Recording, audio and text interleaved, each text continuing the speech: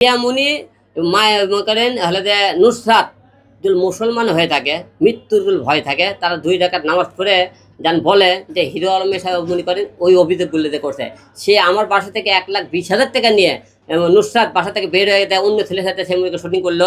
আমি যখন শুটিং বন্ধ করতেছি, আমি কোনো অন্য ছেলের সাথে কাজ করতে পারবি না, করতে না, আমার স্বপ্নে আমি নায়িকা হবো, আমি 10 জনের সাথে কাজ করবো, হলে তুমি সংসার করো, না হলে নাই। আমি তাই 10 জনের সাথে কাজ করতে দেইনি বলে কিন্তু নুসরাত কিন্তু বলতে চায়।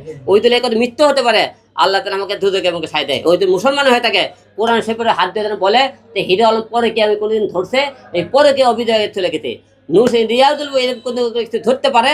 তা আপনাকে বললাম যে আপনি প্রকাশ্য মানুষ দেখবে পরে কে গেলে বলে পাথর মারবে, নিক্ষেপ করে মারে ফেলে দেয়। আপনারা জনগণ পাথর মেরে আমি নিক্ষেপ করে মেরে ফেলে দিই। রিয়ামনি আজকে অথবা কালকে 4 ডিভোর্স কাগজ পেয়ে যাবে। কেন ডিভোর্স দিবেন? আর সে তো যদি থাকতে চায় আপনার কাছে, না, এরকম মেয়ে গেলে আমার সংসার কোনো প্রশ্নই ওঠে না। কারণ যে মেয়েকে কোরআনকে অপমান করে, আমাকে ছেলে মনে করে, আমাকে মনে করেন অবহেলা করে, অন্য পুরুষ ছেলে মনে করেন সে কাজকর্ম করে, এবং আমি চাইলেও পারবো না। কারণ আমার বাবা তো মারা গেছে, মা যতদিন মনে করেন মা বেঁচে থাকবে সেভাবে উঠতে পারবি না, আমার মা তাকে মেনে দেবে না কোনোদিন।